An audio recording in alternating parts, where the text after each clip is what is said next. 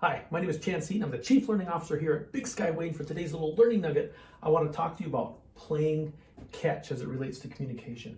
Now, when I watch people have a dialogue, what I'm seeing in my mind is them playing catch. And so what I want to do is break catch into these 4 different dimensions just to break it down and help give you some hints on how to play catch. I've also related to Myers-Briggs.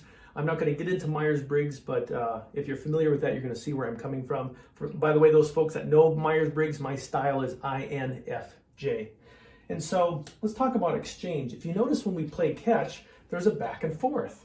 I've got the ball, and then I get rid of it, and I don't have the ball, and it goes back and forth. It's reciprocal. Now, when it comes to communication, when we have the ball, we speak with courage and assertiveness. We participate. When we don't have the ball, we shut up. We listen for understanding. But here's the challenge. When we think of it from a personality perspective, we tend to gravitate to one of these 2 sides more than another. I tend to be a little more introverted. The lesson for folks on this side, when they score high on that introversion, is when people throw you the ball, we're waiting to hear your voice. When we throw you the ball and you're not used to catching it, you don't want to hold it, you need to participate. That's the lesson for you. Folks on this side, you have the ball and you love the ball and you don't want to give up the ball. We call you a ball hog, okay? You don't get the ball all the time. And when you get rid of it, you need to listen. You need to listen for understanding. So learning to flex this reciprocal exchange. Let's move down here to target. Have you noticed when you play catch, sometimes we play close catch, right? We're really close to each other. There's no room for error. And sometimes we play long catch, long toss, okay? Long toss relates to intuition. Close toss relates to that sensing, that here and now. Now for long toss, it's about strategy and models and concepts and the future, okay? Close toss is about here and now kind of stuff, using those 5 senses. What's happening, when's it happening, who's involved, etc. Right? There's no room for error. Expectations are very clear. So we flex back and forth. The problem with people like me who score very high in intuition, everything is abstract. Everything is a concept. Everything's an idea. But the problem is, at some point in time, we have to bring it home and say, yeah, but what are we going to do with this? When are we going to put this into action? You've got to flex over here to that sensing side. Folks that live too close over here to that sensing side, the close toss, they're so used to here and now, they get stuck in the weeds, right? In the details. And they need to step out and say, hey, wait, does this even make sense? Why are we doing this? What's the bigger picture? So learning to flex from a target perspective. Let's talk about force.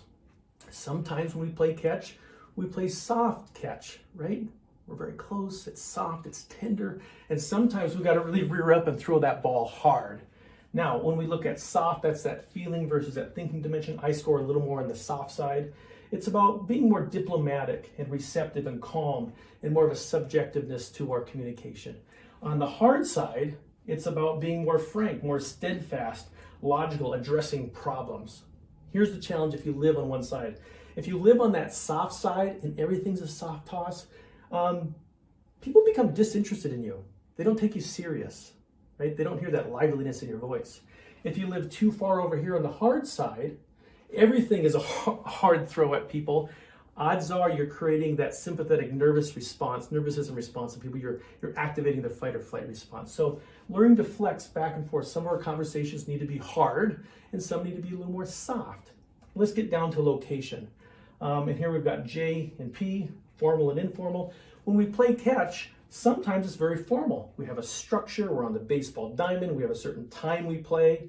And informal means, hell, we're playing catch in the backyard, in a Walmart parking lot, it just doesn't matter. Some conversations need to be informal. It doesn't need to be in a meeting. It's those little side conversations, those little impromptu conversations, those are golden. And then the formal conversations are that structured meeting. We have a morning huddle every day, and we have our tactical meeting this week, and we have this committee, and we have this strategic meeting, very structured. Now, people that live perceiving too informal, all their conversations happen by the water cooler, or they're all impromptu. And the problem is things fall through the cracks because we miss that structure.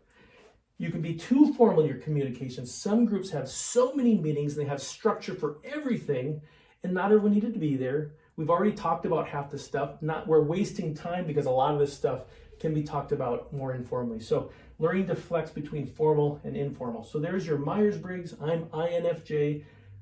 It's playing catch. That's what dialogue is. We're playing catch with each other, and simply learning to flex your style is going to make you a more effective communicator, and people are going to trust you more simply by how you play catch with them. So I hope that helps. Have yourselves a great day.